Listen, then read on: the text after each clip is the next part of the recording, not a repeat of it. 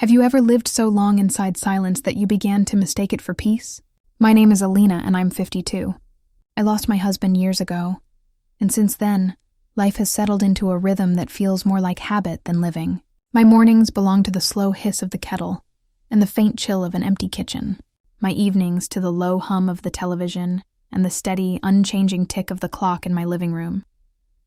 People say time heals everything, but I think time simply softens the noise. It teaches you how to sit with the emptiness until it stops hurting. My son Samir visits every weekend. He brings laughter, stories from work, and sometimes flowers I never ask for but always keep. When he leaves, the house folds back into quietness, and I pretend that quiet is enough.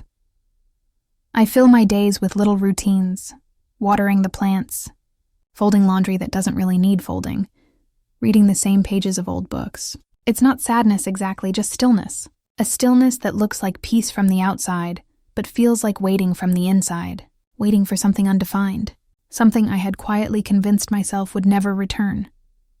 Then came that ordinary Thursday. Samir mentioned that one of his friends might stop by while he was away on a short trip. "Ami, Rayhan might need a place to stay for a night or two," he said casually over tea. "You remember him, right? He's practically family." Of course I remembered. I had watched Rayhan grow up. A boy who used to kick his shoes off at our door and call me Auntie Alina. When he arrived that evening, the air outside was thick with the scent of rain. He greeted me with that easy, familiar smile and placed his travel bag near the door as though he'd done it 100 times before. "It's been too long, Auntie," he said warmly. "The house hasn't changed at all." I smiled, pouring tea into 2 cups, feeling strangely aware of my own heartbeat. Steady, then just a touch too fast. Dinner was simple: rice, curry, and small talk. The kind that drifts comfortably between memories and jokes. We talked about Samir, about work, about how fast the years had gone. Rayhan had grown into a confident man. Calm, polite, with a quiet depth in his eyes. I noticed how easily he listened, how present he seemed. It was something I hadn't felt from anyone in a long time, that sense of being seen. Later, as the rain whispered against the windows, we moved to the living room. The lights were low, soft amber spilling across the furniture. We talked about little things, travel, favorite books, lost opportunities. The conversation slowed until it was less about words and more about pauses. There were moments when his gaze lingered, gentle but steady, and I felt something flutter quietly in my chest. A warmth I hadn't expected. Something both familiar and foreign. It wasn't inappropriate or bold. It was human. A simple, unspoken connection between 2 people who happened to share a quiet evening in the same room. I told myself it was nothing, that I was imagining it, but my hands trembled slightly when I reached for the teacups. He noticed. "Let me help you with that," he said, his tone soft but assured. Our fingers brushed for just a second. Brief, accidental, but enough to send a ripple through the calm I had spent years building. For the first time in a long while, I didn't feel invisible. The silence around us wasn't heavy anymore. It was alive, full of unsaid things. Rayhan smiled faintly and said, "You've always had the warmest home, Alina." Something about the way he said my name, no longer Auntie, just Alina, made my breath catch. I looked away, pretending to adjust a cushion, but inside, something had already shifted. It wasn't dramatic or loud, just a small awakening, like a door quietly unlocking somewhere deep inside me. That night, after Rayhan had gone to the guest room, I couldn't sleep. The sound of rain had softened to a light drizzle, and every drop that struck the window seemed to echo the rhythm of my thoughts. I tried to read, but the words blurred. My mind kept replaying the smallest details, the warmth in his voice, the way he had said my name without hesitation, the calm steadiness in his gaze. I wasn't foolish. I understood boundaries. I knew he was Samir's friend, a young man with his own world beyond my walls. But beneath the layers of reason, something tender had woken up, something I hadn't felt in years. It wasn't about romance or longing. It was about remembrance. Remembering that once, I too had been a woman with laughter that came easily. with eyes that people noticed. The next morning, I found him already in the kitchen, sleeves rolled up, making breakfast as though he belonged there. "I hope you don't mind," he said. "I didn't want to wake you." I smiled, trying to steady my voice. "It's a pleasant surprise." The smell of coffee filled the air, rich and comforting. For a moment, we were simply two people sharing a morning, but there was a quiet awareness between us, a soft current that neither of us named. We talked again, about travel, work, and how time changes people in quiet ways. Rehan spoke about how he'd lost touch with his creativity lately, how routine had swallowed his passion. "You ever feel like you're just existing?" he asked. I nodded, the honesty in his tone striking something deep in me.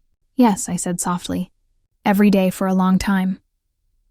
Our eyes met then, and no more words were needed. Later, when he prepared to step out for errands, I caught my reflection in the hallway mirror.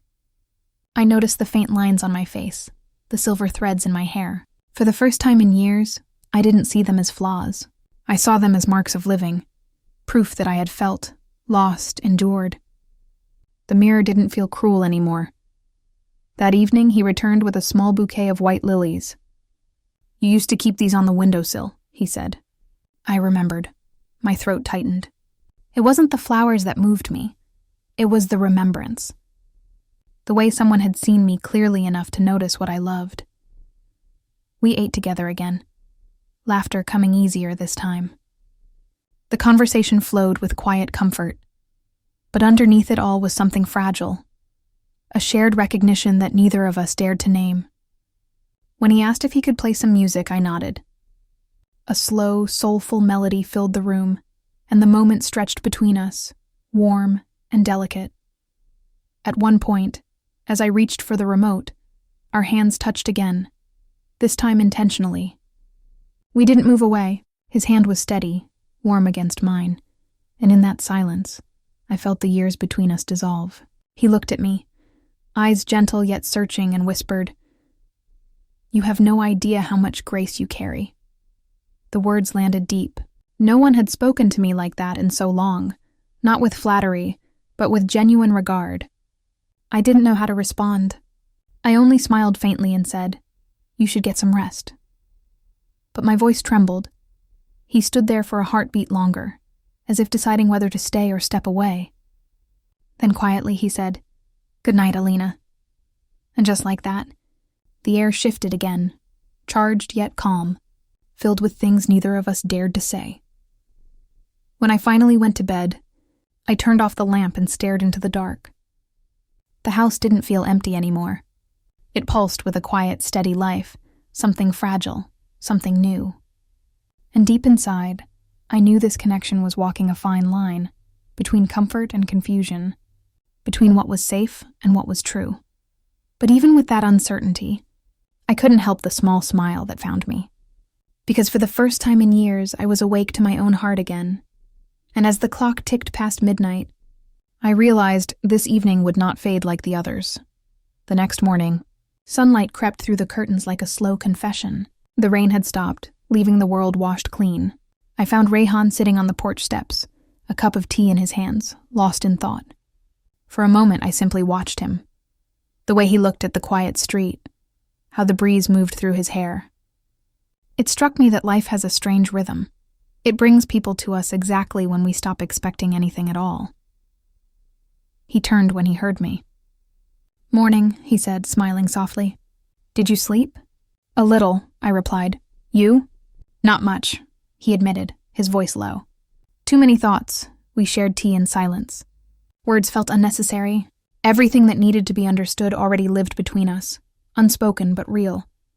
When he finally stood to leave, he hesitated at the doorway. "Alina," he said quietly, "thank you for last night, for making me feel seen." His voice carried the weight of sincerity, and for a moment, I couldn't find my own. "You didn't need to thank me," I said at last. "Sometimes it's enough to be reminded that we're still human." He nodded slowly, his eyes holding mine a second longer than they should have.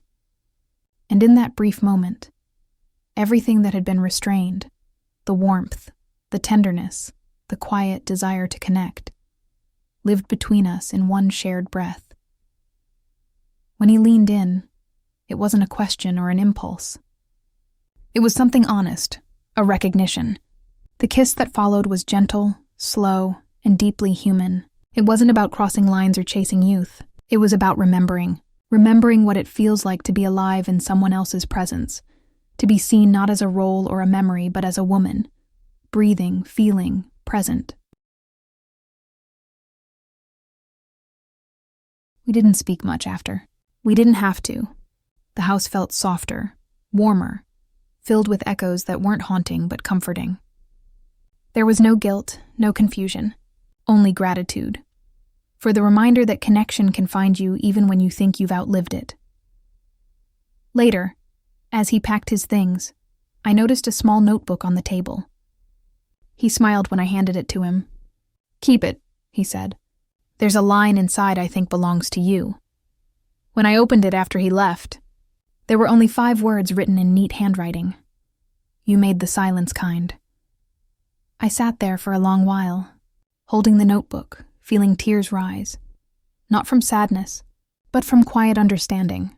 That simple sentence carried more warmth than any grand declaration. It reminded me that even fleeting moments can leave a lasting imprint. In the days that followed, the house returned to its rhythm. But the silence had changed. It no longer felt empty. It felt alive. I found myself smiling at small things again. Sunlight on the floor, the scent of lilies, the hum of the clock. I wasn't waiting anymore. I was living again, gently, quietly, in my own way. Samir called a few days later, his voice bright. "Ami, did Rayhan behave himself?" He joked. I laughed softly. "He was wonderful company."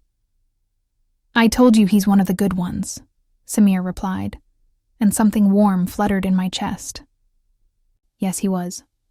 That night, I sat by the window with a cup of tea, thinking about the strangeness of it all. How a single evening could awaken a part of you thought was gone forever. How kindness and attention could stir the soul more deeply than passion ever could. Maybe we spend too much time labeling what's right or wrong when all we really crave is to be understood, even for a moment. That night with Rayhan wasn't about breaking boundaries. It was about remembering my own heartbeat. If you've ever thought it's too late to feel something new, remember this. Life doesn't stop surprising us. Sometimes all it takes is a look, a word, or one unguarded moment to open a door you thought was locked forever. And if Alina's story touched you, tell me, have you ever had a moment that reminded you you're still alive? If this story moved your heart, like, share, and subscribe. Because somewhere out there, another quiet soul might need this reminder too.